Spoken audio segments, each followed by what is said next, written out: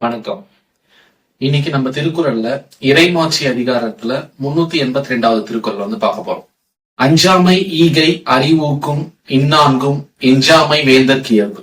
அதாவது இந்த திருக்குறள் மூலமா திருவள்ளுவர் என்ன சொல்ல வர்றாருன்னு பாத்தீங்கன்னா, ஒரு தலைவருக்கு 4 பண்புகள் மிக அவசியம். அது என்னன்னு பாத்தீங்கன்னா, முதல் பண்பு அஞ்சாமை. அஞ்சாமைனா என்ன? எதை கண்டும் பயப்படாத ஒரு மனநிலை. எதை கண்டு பயப்படக்கூடாதுன்னு பாத்தீங்கன்னா, ஒரு தலைவர் அப்படின்னு இருக்க சொல்ல அவருக்கு நிறைய எதிர்ப்புகள் இருக்கும். எந்த அளவுக்கு சப்போர்ட் இருக்கோ அதே அளவுக்கு எதிர்ப்புகளும் இருக்கும். பலவிதமான எதிர்ப்புகள் இருக்கும். அது எதிரிகள் மூலமா இருக்கலாம், இல்ல எதிர்கட்சிகள் மூலமா இருக்கலாம், இல்ல மக்கள் கிட்டயுமே எதிர்ப்புகள் இருக்கும். சோ அந்த எதிர்ப்புகளுக்கெல்லாம் பயப்படாம எந்த ஒரு விஷயத்த செஞ்சா மக்களுக்கு நலன் கிடைக்குமோ அதை யாருக்கும் பயப்படாம தைரியமா செய்யற ஒரு மனநிலை ஒரு தலைவருக்கு தேவை. இரண்டாவது ஈகை. ஈகைனா என்னன்னு பாத்தீங்கன்னா, கொடைன்னு சொல்லலாம். சோ ஈகைனா என்னன்னா, எந்த ஒரு விஷயத்த, எந்த ஒரு நல்ல விஷயத்தையோ இல்ல ஏதாவது ஒருத்தருக்கு ஏதாவது தேவை இருக்கு, அவர் ஏதாவது கேட்டு வராருன்னா அதை கொடுக்கணும், அதை செய்து கொடுக்கணும். அது எந்த ஒரு விஷயமா வேணா இருக்கலாம். ஃபார் எக்ஸாம்பிள், ஒரு சிலர் படிக்கிறதுக்காக ஹெல்ப் கேட்பாங்க. சோ அவங்களுக்கு நல்ல ஒரு கல்வியை கொடுக்கணும். ஒரு சிலர் குடும்ப சூழ்நிலை காரணமா ரொம்ப மோசமான சூழ்நிலை இருக்கிறதுனால பண உதவி கேட்டு வருவாங்க. அவங்களுக்கு என்ன தக்க உதவியோ அந்த ஒரு சூழ்நிலையில இருந்து அவங்க விடுபடுறதுக்கு எந்த மாதிரி உதவி செஞ்சா நல்லா இருக்குமோ அதை செஞ்சு கொடுக்கணும். சோ தன்னை நம்பி வர ஒருத்தருக்கு அவங்களுக்கு அவங்களுடைய சூழ்நிலையை, அவங்களுடைய வாழ்க்கை சூழ்நிலையை முன்னேற்றத்துக்கு என்ன பண்ணணுமோ அதை செஞ்சு கொடுக்கறது தான் ஒரு தலைவருடைய முக்கியமான ஒரு பண்பு. மூன்றாவது பாத்தீங்கன்னா அறிவு. சோ ஒரு தலைவர்னு இருக்க சொல்ல அவருக்கு ஒரு நல்ல எல்லா விஷயத்த பத்தின ஒரு பொதுவான அறிவுன்றது கண்டிப்பா தேவை.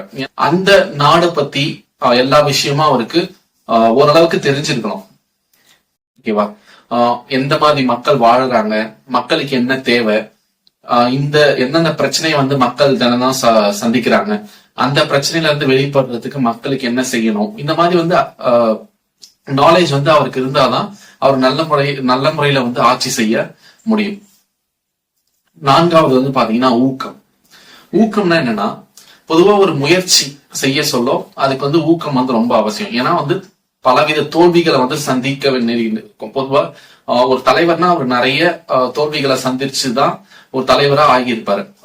சோ தோல்விகளை சந்திக்க சொல்ல மனசு கஷ்டப்படாம, அந்த தோல்விய எந்த மிஸ்டேக்னால அந்த தோல்வி நடந்திருக்கு, அந்த தோல்வியில இருந்து எப்படி மீண்டு வர்றது அப்படின்றத கத்துக்கிட்டு ஊக்கத்தோட நல்ல ஒரு ஊக்கத்தோட உழைச்சிக்கிட்டே இருக்க சொல்ல அவர் அந்த ஒரு பெரிய தலைவர் ஆவார். சோ ஊக்கம் ரொம்ப முக்கியம். ஓகேங்களா? அந்த ஒரு மோட்டிவேஷன் ரொம்ப முக்கியம். சோ இந்த நான்கும், அதாவது முதல் விஷயம் அஞ்சாமை. எதை கண்டும் எந்த ஒரு சூழ்நிலையிலும் எந்த ஒரு சூழ்நிலையை பார்த்தும் பயப்படாத ஒரு மனநிலை. இரண்டாவது ஈகை. தன்னை நம்பி வந்தவங்களுக்கு தன்னால முடிஞ்ச உதவிகளை செஞ்சு கொடுக்கறது. மூன்றாவது பாத்தீங்கன்னா அறிவு. அந்த ஒரு பொதுவான அறிவு தேவை. நான்காவது விஷயம் பாத்தீங்கன்னா ஊக்கம். அதாவது மோட்டிவேஷன். தன்னைத்தானே மோட்டிவேஷன் பண்ணிக்கிட்டு எவ்வளவு பெரிய தோல்வியை சந்திச்சாலும் அதுல இருந்து மீண்டு வர்றதுக்கான ஒரு மன தைரியம். சோ இந்த நான்கும் எந்த தலைவருக்கு இந்த நான்குமே ஒரு தலைவருக்கு நிச்சயமாக இருக்க வேண்டிய குணங்களாகும் அப்படின்னு திருவள்ளுவர் குறிப்பிட்டிருக்காரு. நன்றி.